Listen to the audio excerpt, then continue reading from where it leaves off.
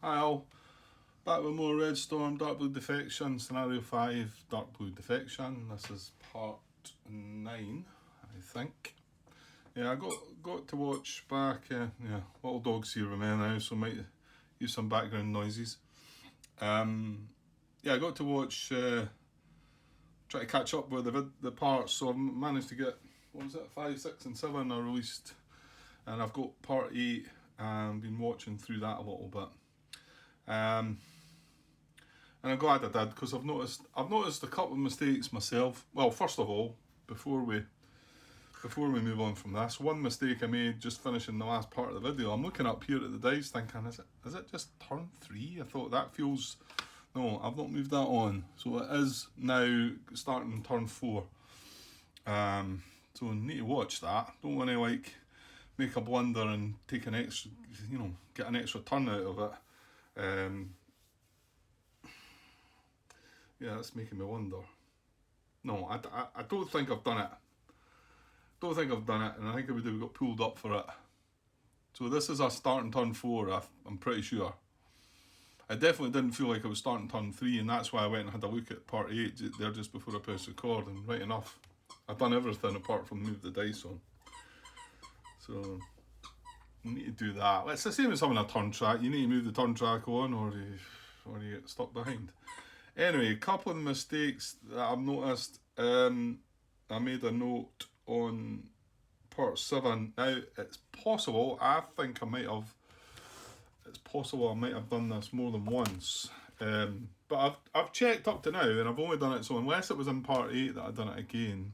And it was a Soviet attack when I didn't use the Soviet doctrine. I gave them the 4 aircraft, and remember that in this scenario there's no MiG-29s and no Su-27, so unless they're on the defence, but he wasn't, he was on the offence. He was on the offence, wasn't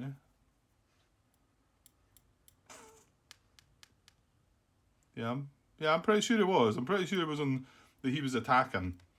And I gave him the row on the 4 column when it should have been on the 2 column. Fortunately, the result was exactly the same. Yeah, I think they got a whole lot of nothing, didn't they? I think he rolled poorly, so it didn't really matter anyway. But need to watch that one. And I had this feeling when I'd thought about it before I seen the video footage. I thought I forgot about that, and I wasn't sure if I'd maybe forgot about it more than the once. So, like I say, I've been watching part 8 back, so we'll keep an eye on that just in case there's another occurrence of it. And the other one, well, I'm just going to glance at this again because I'm saying it's easy to miss this, but it shouldn't really be easy to miss. Was the modifiers for our bombing run, the AA modifiers. Now, I'm right in saying that they apply no matter if you get hit or not, don't they? I think we've been here before. I'm just going to double check on that. I never applied any of the modifiers. And they both occurred in this hex. So we had the inherent AA and the S2K22 from that hex, both firing into this hex on us. Now, they both missed. However, like I say, I'm going to go and double check on that. But they both missed. However, you still get these minus modifiers. Now, I'm going to look it up just now. Bombing mods 14.42. Mods in brackets apply to any air-to-ground attack during bomb run. Reduce mod by 1 towards 0 for every level of AA suppression. And this is where John eventually gets it through to me that AA suppression is quite important, and you can see that. You can see that now. That can you imagine? Some of these bombing runs in here, we're going to be maybe at -3, -4, or because they all. No, hang on. No, the 2K22s, they all fire, right? Like, say we're in that hex, both these 2K22s would fire, but we would only get the one modifier, weren't we? So I was saying we were going to get a -2 for this because we didn't apply this for the inherent one, and for the actual 2K22. So is it possible we would have only got the one then, the -1? I've took a note of it saying that we should have got a -2. We should have got -1 for both of them. I'm starting to doubt that now. Well, I've only took note of it because I'm not. This is within part 8, which I've not completely watched yet. So let's just go and double check that again. See if it's under 14.42. Right, give me a sec. Yeah, so it's not just 14.42. 14.42 is the air to ground modifier for AAA concentrations. 14.54 is the air to ground modifier for radar AAAs, i.e. the fire cans, and 14.64 is the air to ground modifier for the mobile AAAs, i.e. the 2K22s. So, well, with this one, we just had two 2K22s. So 14.64 says, mobile AAA attacks apply a modifier listed on the AA table in parenthesis. And that's at -1, because we were rolling on the low. I'll zoom that out a little bit. We were rolling on low, we needed a 13, or they needed a 13, and that -1 should have applied. Now, they fired twice. It was two different ones that fired, the inherent one and then the 2K22. So let us see. It says, so mobile AA attacks apply a modifier listed in the AA table in parenthesis to those bombing air to ground attacks where the bombing flight is attacked by mobile AA during the bomb run. And it was, because, well, yeah, I think it was, because we have to set the IP in that hex to start our bombing run, and then that's when they fired. I don't think we can sort of say, let's wait on them firing at us first, then start, or, I think it all happens in the same hex, and I think I've got to kind of give them that, so,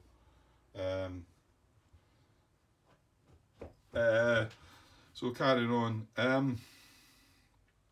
Apply the modifier even if mobile AA fails to hit the flight. And it says that with every one of them, by the way. So it doesn't matter if it hits or not. Each one of these is going to apply. Now, it also says this it's exactly the same for each of them, apart from it's talking about a different type of AA. So it says, where more than one mobile AA affects the bombing flight during its bomb run, apply the single greatest mobile AA modifier. So that tells me that it was only a -1 then. Because we had two, even though one was an inherent, they were still both mobile AAAs. Now, if it had been a fire can and a mobile AA, they would have both added together. And if we also had an AA concentration, that would have added as well. So for each one of them, you only apply the biggest one. And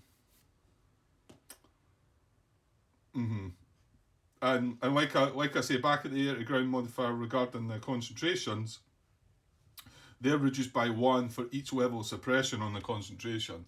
Remember, they can't really be touched. However, if we get a suppression on these, they're totally switched off until the suppression ticks away and comes off again, like we've done already through the scenario. Okay, so I'll need to edit my wee note.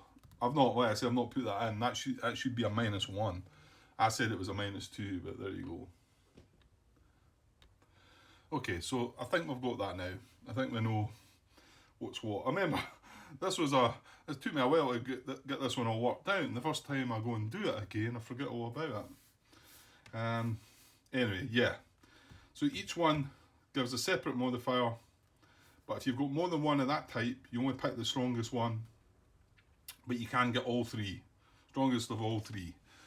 Yeah, okay, good. Well, I did miss that. However, even with the -2, which I thought it was, it was still the same result. We still ended up with a two attack success result. And then, well, we know what happened after that. We rolled terribly to get any damage and never got anything. Okay, let's move on and get a bit of this started, because I'm not sure how much time I've actually got at the moment. Yeah, so we are starting a new turn, and it is turn 4, not turn 3, which I didn't feel like it was turn 3. That felt off. So, right, play card 4, just to keep my sequence of play. Right, random event phase, here we go. Yeah, nothing else to talk about. No, I've not had any comments. Oh, actually, I had a comment for John saying he had 0 comments. That was for part 4 or 5, maybe. 5, I think. Part 5. So that was a good sign. I did warn him, I think it was part 6, that was the late night episode though, but I've not heard anything back from him from part 6 or 7. However, that doesn't mean that he's watched them and everything's fine. So we'll wait and see. Oh yeah. It was John, or did I say this already? No, I don't think I did. I think I wrapped it up. What was the question again?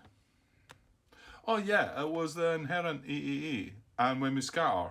So I posted the question in BGG and John Brown answered that, saying that he felt that, I mean, I started thinking along the lines that yeah, it should. It's just the way it doesn't really talk about it under the inherent AAA part. But he's under the impression that yeah, it works just the same. If you scatter into an inherent AAA, and similar if you were to scatter into small arms, that would he says that would be the same as well. So there's no talk about under small arms. These are additional AAA rules, I guess. So, and yeah, I'm pretty sure that's got to be right, because we did say it's still a 2K22 that's firing at you, which is a mobile AAA. Which, when we read the rules for that, it talks about it'll fire at you if you scatter. So so yeah, that's fine. Well, we did do that. We did do the checks. I think it happened both times, didn't it? Now, the other one which I'd asked John, well, I'd asked in the question, was regarding the speed. And he came back with an answer that I didn't think about. Now, I want to say this will not have mattered because we would have been at a high enough speed. And you can see that you're only going to get a detrimental modifier if you're at a speed of 2 or less. You're going to get a +1. You know, remember you want minuses. You want a low roll on this table. So, but what he said was, yeah, if it was the attack in flight and they scattered and this was going to affect them, you would use their speed that they set at the time. But what he also then said was that you would use. I've not got the comment. I've not got his post up in front of me. It's on BGG under it's answering my question. Basically, what he's saying is, what flight was it? I can't remember the flight it was. He says you would have to try and remember what the speed was, basically. Because the flight that I had that got attacked, my flight that got attacked had already moved. So you would actually want to look back to what the speed was that it set before it moved. He also added if the flight hadn't moved, then you would consider it. I think he said you would consider it a 3. So speed 3, if you look at that, speed 3 is nothing. So basically, you would just say it was nothing because it hadn't actually moved yet. But I hadn't thought about the fact about looking back.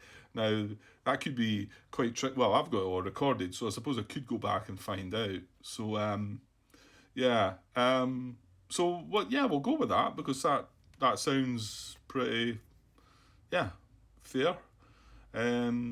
So if that does happen again, I'll maybe either try and, well, no, what I'll do is I'll just need to look back in the video and try and find out what speed it was. But you can see the only one that's going to be bad for you is if you're 2 or less, because you're going to get a +1.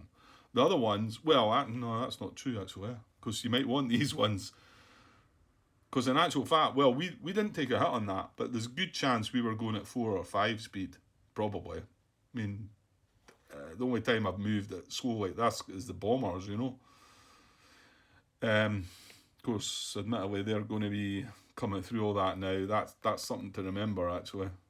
The speed of 2 or less is going to give them that +1 towards this, which isn't good. But we've not had to roll on the damage table yet. We've only had to roll on the actual AAA table, and we've got away with it up to now. But something to keep in mind that though. So we may want to be going at speed 3. Although it's awful tight up there to get round and do what we want to do. But yeah, I'll maybe keep that in mind though. Try and go at speed 3 and see if I can do it and still keep the route that I'm trying to plan and do. And well, the first one's kind of failed, but like I also noted, this one wasn't really that important, and in actual fact, I'm starting to wish maybe I had just ran over the top of it and not even fired at that and come around. But I don't know, because if we did suppress it, then because I'm going to take fire again from it when I move.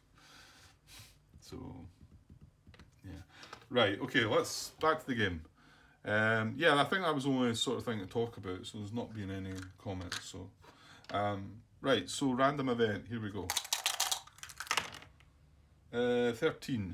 13, let's say 11 and 14, I think, don't apply. Yeah, 5, 11 and 14, so 13 does. So that's maybe a bit concerning, because there's not been, well, the only one that was beneficial was that, what was it? Sead Strike or something? Right, where did card 2? 13. Sead Strike, that's 15 actually. That was the only one that we... Oh yeah, that would be good in this. Yeah, that would be good in this as well, wouldn't it? Yeah, that'd be very good. Anyway, 12 to 13, Mechanical Failure. Oh. This is going to apply this time, I think. So... Mechanical Failure. Let's have a look at this. Mechanical Failure, 12 to 13. Roll 1d10 again. So 1 to 5 it'll be Warsaw Pat, 6 to 10 NATO. Now I haven't looked at the back of the card 5 for that. Yeah, it's just got a selection priority actually. So I think this is going to happen to either of us. Because I just had to look. We've got one damaged aircraft on dodge flight, and they've got 1 damaged aircraft in Mechlin flight. So as you can see, for the selected side, if there is a damaged aircraft, that aircraft becomes crippled. If there's a crippled aircraft, it crashes. No crippled aircraft. Applies to only 1 aircraft. Opposing player may select if multiple choices. Well, there's not multiple choices. Roll for bailout. Well, we wouldn't be bailing out, but we wouldn't want a crippled aircraft. And then it carries on, but there's no morale check on the flight. So and it's for the selected flight. If there is a damaged aircraft, that aircraft becomes crippled. Yeah, so we don't want a 6 to 10 here. At 6 to 10, it's going to be our aircraft. 1 to 5, it's going to be theirs. So here we go. No. 6 as well. It was close. Yeah. Right, well, I think that's what's going to happen. 6 to 10 NATO for the selected side. If there is a damaged aircraft, that aircraft becomes crippled. Yeah. Well, that's really bad news then.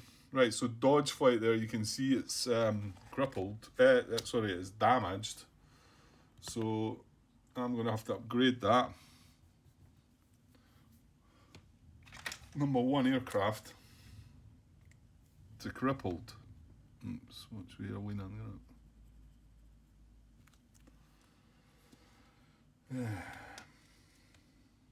So what's the extra downside about that again?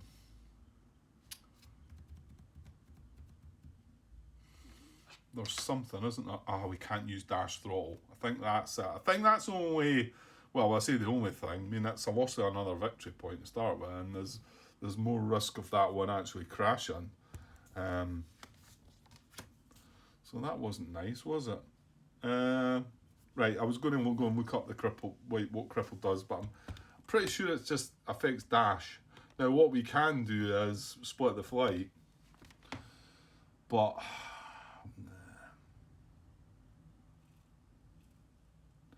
hang on, what is dodge isn't the one that's... It is, dodge is the one that's disordered.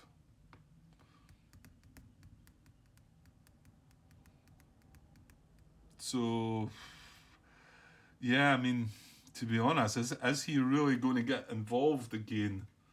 That's maybe not the worst for us there at all then. Well, you know what? I can think about it when I'm flying away, because I've got to get to an orbit point. Now I don't think there's any airfields closer. I think our nearest heading is this orbit point, or this one. This airfield is behind the front. So yeah, they're going to be the two closest. So you can see it's going to take me, and now I can't dash as well. So it's going to take me a good 3 or 4 turns to reach that orbit point. Then we're going to be like away up turn 8. I think dodge is probably, well, maybe that is a good reason to split the flight then. But we still need to remove the disorder. Well, at least the other half of the flight would be able to dash, so Grant. Okay, I might still consider splitting the flight then after all. And then at least we've got 2 undamaged aircraft that can dash, hopefully there, get their disorder removed and come back, and then the other crippled flight can just, yeah, that doesn't need to do anything after that.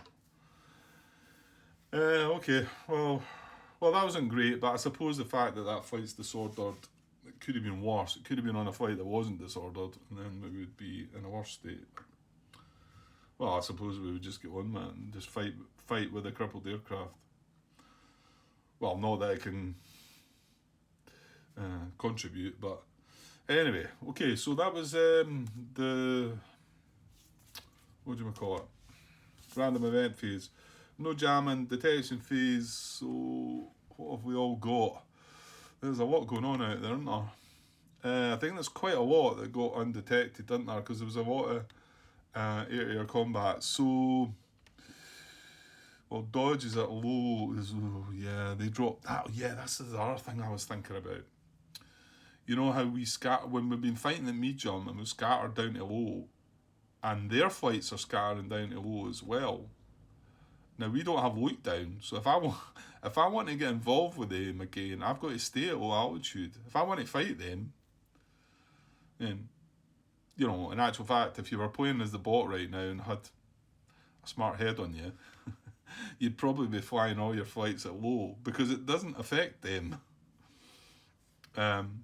Obviously not at deck, because you've got that collision thing, but for the night. But however, at low altitude across their side of the front, it's not good for us, and they don't take the fire from the thing. So, but obviously they're not deliberately doing that. It's just that the die rolls have all been odd numbers and dropped us. I think that fight went that way, and this one up here done the same, didn't it? We dropped to low as well. And not only with that, I mean, climbing back to medium, I'm going to take an attack as well. I'm going to take one attack from the inherent AA. And then I'm at medium and their flights are at low, and I don't know how we deal with that actually. I'm not so sure. We've not got look down on it, so I can't sit at medium and fire at them. Now hang on, Grant. No, you can you still do it in air-to-air though? Can I still be at mid? No, because as soon as I come into the hex, I've got to drop to their altitude. So I've got to drop to low, and then I'll automatically take the inherent AA. And if I'm sitting at low, and we scatter again, well, another odd die roll and we're down to deck. So it's kind of yucky all that. But anyway, right, let's try and get the game moving, Grant. Okay, so Vegas flight. Yeah, I was looking at low, I suppose, just to see if there was anybody. Well, it's not low. You need to be at deck, don't you? Let's put it cut 2 here, not. This is to detect them,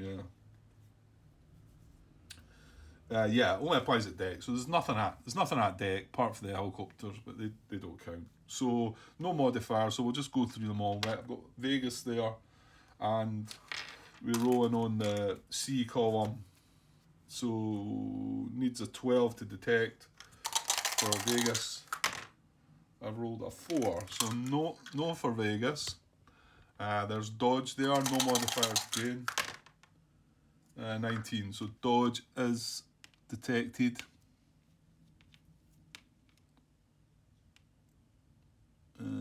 That nudged a little bit. I want to say he was not facing that. I'm just moving them all, and I bet he becomes detected now as well. I'm pretty sure he was facing the hex edge, not the spine of that. But, you know what? I could. Well, no, because I think he's scattered, and I don't think you'd scatter onto a. Can you scatter onto a? No, you can't. You can't scatter pointing onto the edge. Pointing onto a spine, I don't think. So I think that is right.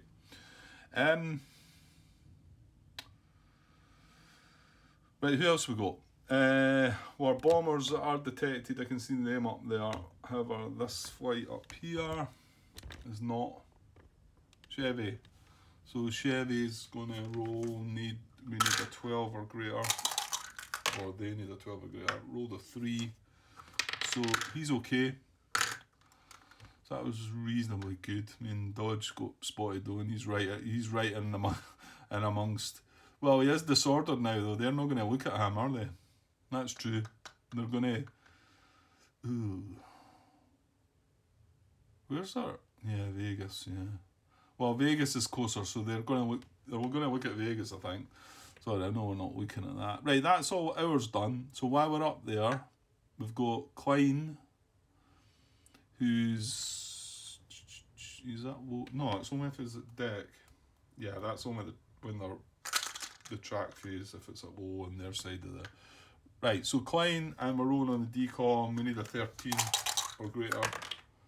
I rolled a 16, so he is detected.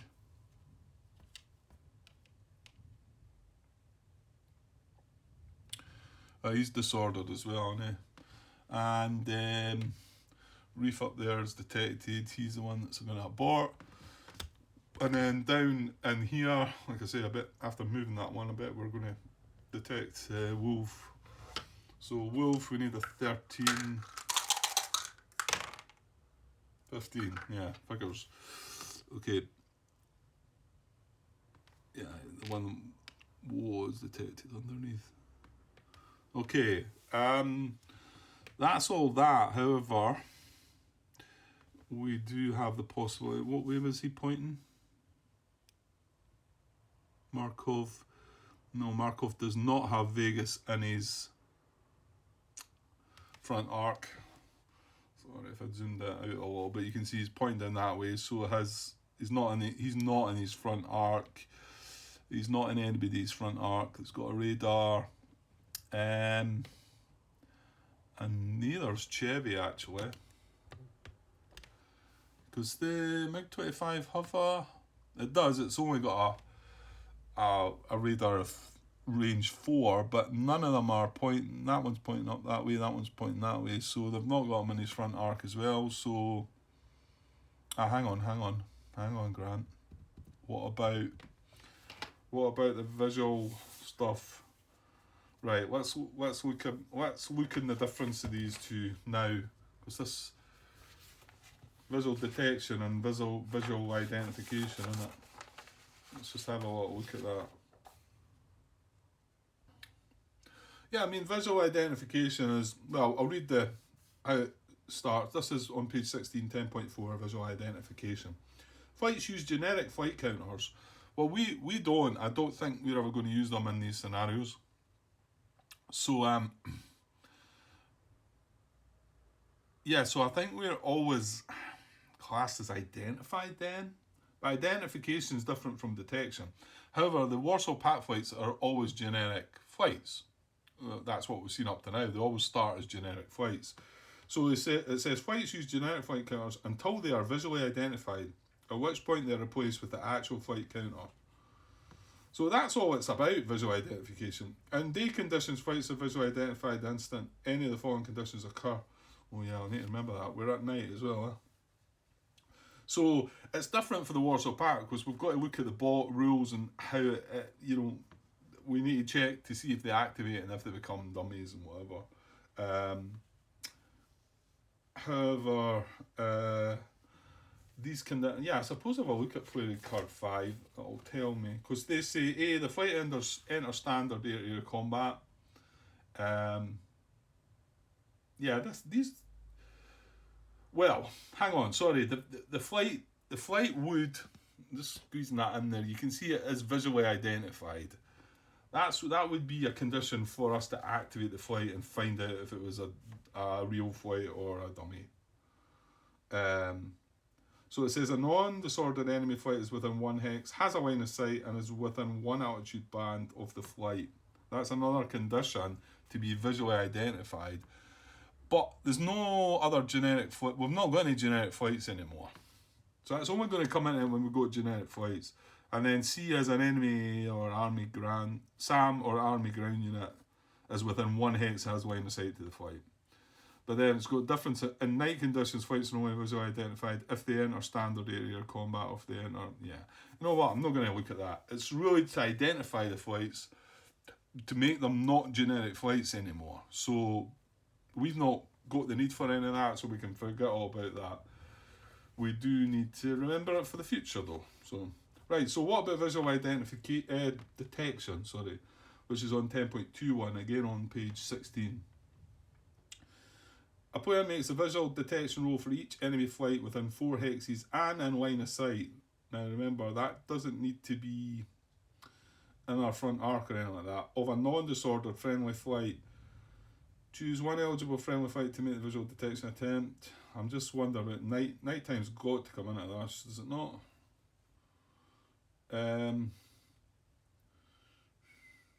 Roll in the visual column and apply the visual detection modifiers. Well, I bet they're got something to do with night.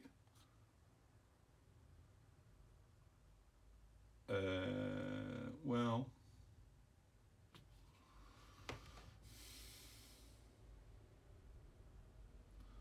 Warsaw Pact flights with IRS-T sensors may make a second such attempt. The enemy flight is in the Warsaw Pact flight's forward arc. Visual detection attempts at night are limited. Here we go. All NATO flights may make visual detection attempts at night, but only at reduced range of 2 hexes. Only Warsaw Pact flights with IRS-T sensors may make visual detection attempts at night, but only in their forward arc at a range of 4 hexes or less. So, who's got IRS-T then? The MiG-23M, the MiG-25PD. However, the MiG-21s do not. So there's nothing that can visually detect this one, because it's 2 MiG-21s. And however, the other undetected flights down here. Yeah, all the worst parts are detected. Right.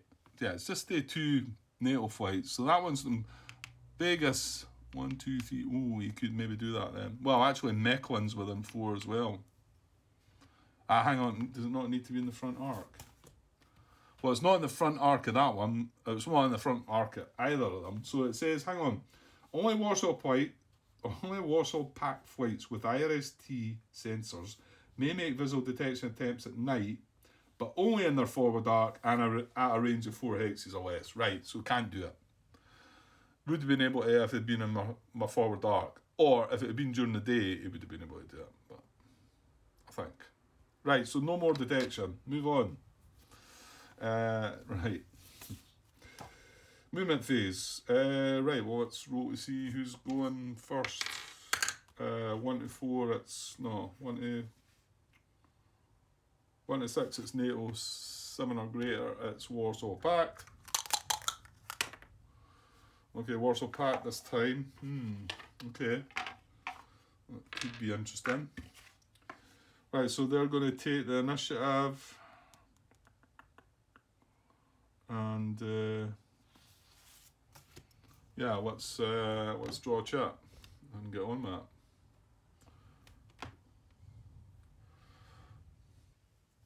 Okay, we have a 4, and a 2 on the small side. So they're getting 2, so something's going to happen. And now they're all real fights, aren't they? However, if the two up there move first, one of them's a Barton, one of them's a Swordard, so. And yeah, it doesn't differentiate. We still need to roll this dice and see what suit comes up. Okay, so roll for the suit. See what we get. We've got a 7, which is diamonds, and they've got 2 initiative. They've got a 2 initiative. So diamonds, that's a heart, that's a heart. That's a diamond. So Markov's a diamond, and the Sword of Flight's a diamond, and that's a spade. So it's going to be Klein and Markov. So between the two, real bot flights in the suit move first in order based on proximity to human players. Flights with the closest moving first. Well, yeah, here again, well, I think I decided, and I just ruled the last time, that it must mean not just detected, it must mean detected human player flights, I think. Although it doesn't say the word, because he's only 1 hex away from that, but however, he's not detected. But does it really matter in this case? He's disordered, he's trying to get away anyway, but on saying that, look, Mechlin is, it's not Mechlin, it's Markov, isn't it? Markov's adjacent to dodge as well, so we're gonna move Markov first. So let me put these all the way around. So yeah, I was watching back that bit of footage about me trying to turn and get round, and I get the impression you can't do that if you're adjacent. Well, it'll be interesting to see here, because I've got the same situation here, haven't I? He's got a manoeuvre. Is that? No, he's not got a manoeuvre marker on. He's got his stuff on the card. That manoeuvre marker's for the MiG-21 flight. It's Wolf, is it? Yeah. Because the MiG-25 stuff is on the card. He's at medium altitude. He's got a max turn, so he's going to have to start straight ahead. Okay, so... Ooh, well, no, he can't. I was just about to talk about BVR again, but no, you'll not be doing that. Well, we won't be doing it anyway because we've got a friendly flight adjacent. Because Markov, this is going to be his target, dodge. But I get the feeling because of this maximum 60-degree turn carry on, we're going to be the same. We're going to be in the same position, I think.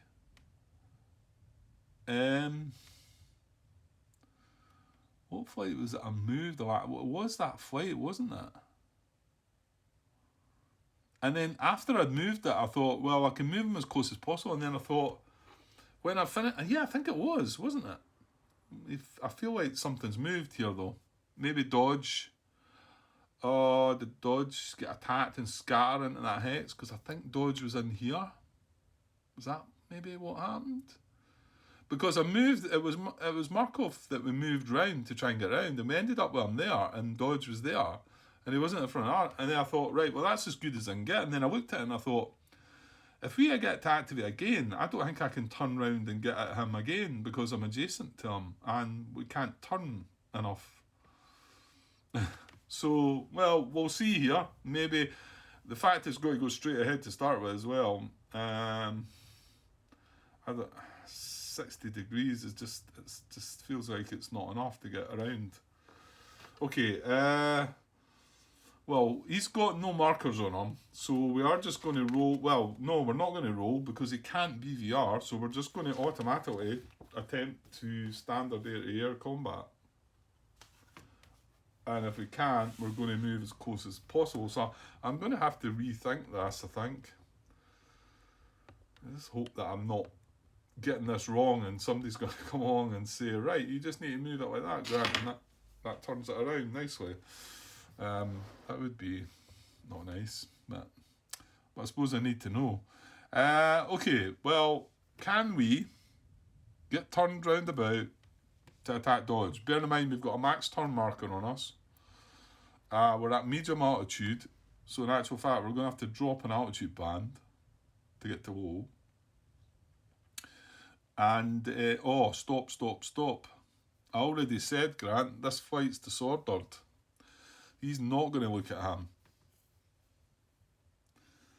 So, in actual fact, does that mean we should consider the proximity again then?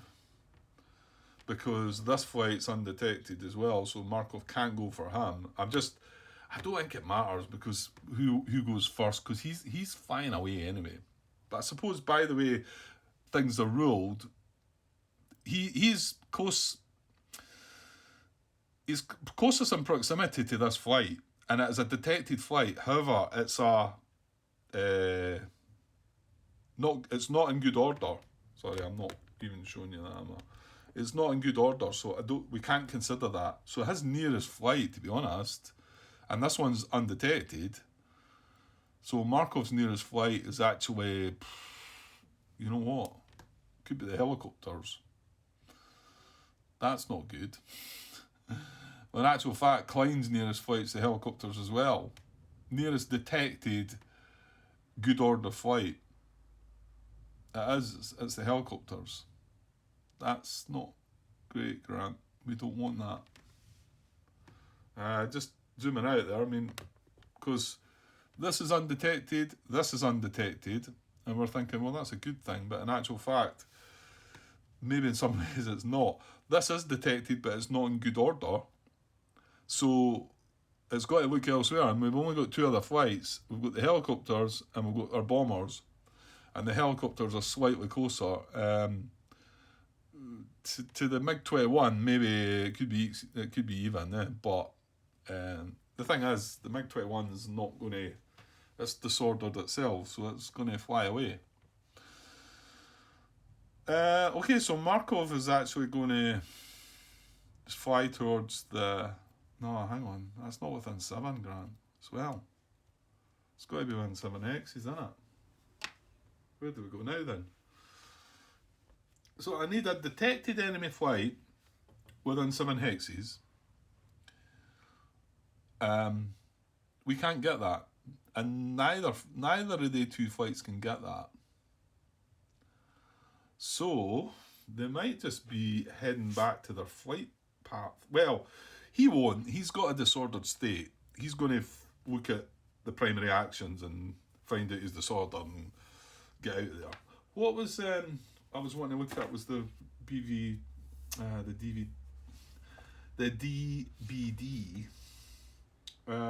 rule.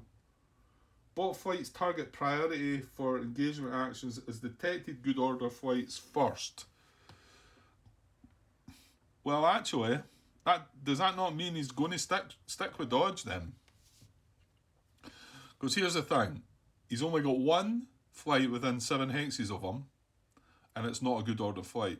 Now, if this had been detected, he would have went for Vegas. Because although it's further away than what it is from dodge, it's still within 7 hexes, and dodge is disordered and Vegas is not. So, but the way that's worded, bot flight target priority, so it's just the priority for engagement actions is detected good order flights first. So if he can't target a good order flight, and there's still somebody else within 7 hexes, he's going to go for them. So I think he is still going to go for dodge then, after all that. Well, let's see if we can do it. So, and he's got to try and standard air. So, well, I'll just pause there and I'll have a look, and you can tell me. Well, I'll see if I can find a way myself. And remember, like I say, he's got a max turn, so he's got to go straight ahead to start with his first.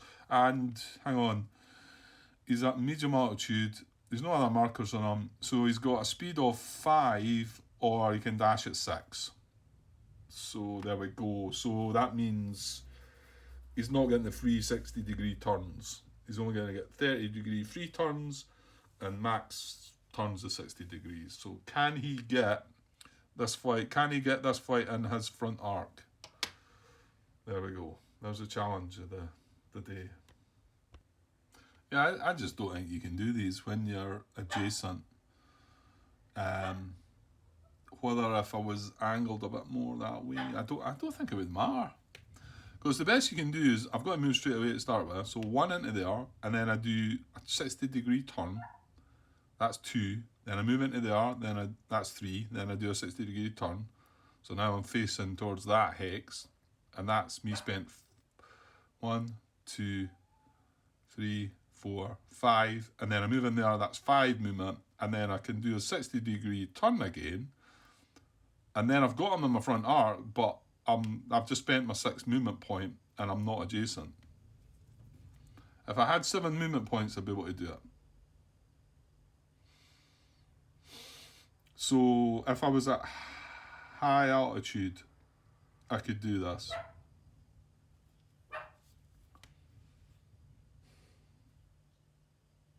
But I'm not, I'm at medium. And even if I didn't have the max turn on me, turn straight ahead, turn straight. Yeah, you just can't get round the back of them. You actually need to move 1 hex away to start with, I think, to try and get turning. Well, we still need to try and do that. So I think I can make a better job of getting at them this time. So this manoeuvre is for dodge, isn't it? So I'll put them together with that. All that's for dodge. Marco's at medium, his stuff's on the card. So I'm going to set his speed at dashing at 6. So I'm going to put a dash marker. I'm just going to put that on the card as well. And then we're going to start by, I'm going to take the max turn marker off. Our first movement point is going straight ahead like we've got to. And then I'm going to spend my 2nd movement point turning 30, 60 degrees. My 3rd movement point moving into that hex. That's me got 3 left. My 4th movement point turning another 60, 30, 60. My 5th movement point moving into that hex. And then my 6th movement point turning 30, 60. That must be for Mechlin. I think that's the best I can achieve, and I've got them in my front arc now. And that was spending all my movement points and finishing on a turn again, which I'll just put back in the card actually. I don't think it's doable. Yeah, because reducing my speed to 4, that doesn't help. You get 3 60-degree turns. It's 1 free turn, 2 free turn. Wait a minute. I've just said that, but hold on. Let me give me another flight. That's awful messy in here though. If I set my speed at 4, 1 free 60-degree turn, 2 free 60-degree turn, 3 free 60-degree turn. Wow. I can do that. Can I do that? And then the final point, 4 free 60-degree turn. Oh, I hope I couldn't have done that last. I'm sure, but I looked at reducing my speed to 4 the last time as well, and I just couldn't. It still didn't work. I hope I've looked at it carefully enough. Well, I think that's right. We started in that hex, so 1 free 60-degree turn, 2 free 60-degree turn, 3 free 60-degree turn, and I'm where I am, and then 4 free 60-degree turn.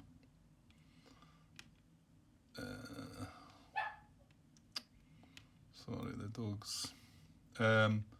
So, and then 4 free 30 60-degree turn. So again, he is finishing on a turn. He did use dash, and at some point in that movement, he dropped his altitude to low, because that's what he's got to do as well. We'll just put that in the card as well. So that's what he's got in the cards. Low altitude, max turn again, and dash marker. And he was able to do that. Something bugging me about that, and something worrying me that could have done it that previous time. I don't know. I think that video's out there now, so. But like I say, John's not commented on that either too, so it's maybe he's not watched it yet. So if I was at a speed of 4 at night, my max turns 60, my free turns are 60. A speed of 4. And I was there. 1, 2, 3, 4. Yeah. I'm going to have to go back and look at the thing is, what am I going to be able to do about it now? Well, I'm going to have a look anyway. I'm going to have a look at his previous attempt to get around. Because I'm sure it was Markov against Dodge. It was the same thing. So, just give me a sec. Oh dear. It does seem that I could have done this after all. Just exactly the same as I done it there. So, we were at medium altitude. I could have dashed at 6. I could have set my speed at 5. However, I could also set my speed at 4. I mean, there's nothing in the rules that tell you about this, but I guess it's common sense, isn't it? If we set our speed at 4, we get free 60-degree turns rather than have to pay for them. And remember, 60 degrees is a maximum turn at night. So, yeah, it's pretty simple. I just do the exact same. I go ahead of hex, so 1, and then free 60-degree turn, 2, free 60-degree turn, 3, free 60-degree turn, and then 4, free 60-degree turn. And he's in our front arc. Easy, eh? I mean, I want to say I'm pretty sure that's the only way of doing it. Don't think you could do it at 5 speed or 6 speed. But somebody could prove me wrong there. So I'm pretty sure John Brown's not watched that video yet. That is in part 7. Yeah, so it's the latest one that's up there. So I've rushed to edit a wee note at the beginning saying that I believe I can do this turn. I could have done this turn. I'm not sure if I can fix it now or not. Because I possibly could. No, well, hang on. Did Dodge not get attacked by somebody else? I'm not sure. Right, I'll tell you what I'm going to do. We're at the 50-minute mark, and I've actually run out of time, so I'm going to have to... Some things came up I'm going to have to deal with. So I'm going to move Markov back to his facing of going south, wasn't it? He had a max turn. He was at medium altitude. Sorry, I know that this is a bit of a pain because I've just worked through that and then I'm not going to get anywhere. And I'm going to leave this like this. With a 2 initiative marker beside it. I'll probably put a wee comment in the header about this because if I find I'm not sure if Dodge. See, the thing is, Dodge is disordered, so he must have did somebody else attack him. Yeah, because he was. Hang on. I'm looking at the footage here. Oh yeah, Markov moved around. Yeah, was I not saying, was he not in this hex? I think he's been attacked and he got attacked by the MiG-21 underneath. Yeah, because they've both got manoeuvre markers, haven't they? Yeah, if that's the case, there's nothing I can do about it, is there? I mean, I can only say that the MiG-21 must have done a decent enough job. It damaged one of his aircraft, which has now become crippled due to that event, and it disordered them. Whereas, well, fight that's wolf flight, isn't it? So he never took any damage at all, and no, it never even affected his morale. Assuming it must have been him, yeah, because he's the one that's got the manoeuvre marker. That is wolf, isn't it? Yeah. Well, so I suppose I could just leave it and just put it down to a blunder there. If Dodge hadn't been attacked that last turn, I might have been able to just have an attack this time, and or maybe adjust it slightly and deal with the attack first before they then carry on here. But the fact he's been attacked, he's went through morale, he's been scattered and everything. I'm just gonna have to let it go. That's annoying. I knew I was like, it took me a while before I moved on from that part because I was determined to look at I thought I'd looked at every option to try and get around, but there you go. Well, hopefully that'll stick with me now. Just a speed of 4, getting the 60-degree turns at night can get you around there. Okay. Right, I'm going to have to take a break for now. In fact, yeah, I'm not sure I'll get back tonight now, but things happening here. So, I'll try and add something to the header of this because it's a bit of a mess and we've not really done anything. Well, we started the turn, we've got the event and the detection and all that, but then it kind of went a bit sour there, didn't it? With things. Okay, but it still managed to stretch to almost an hour. Okay. Right, okay, well, I'll hopefully be back tomorrow with some more, and I think we'll just have to let that go and put it down to a boob and then just carry on from there. And this time Markov will make that turn and attack Dodge. So, okay, right, I'll be back tomorrow sometime. Cheers.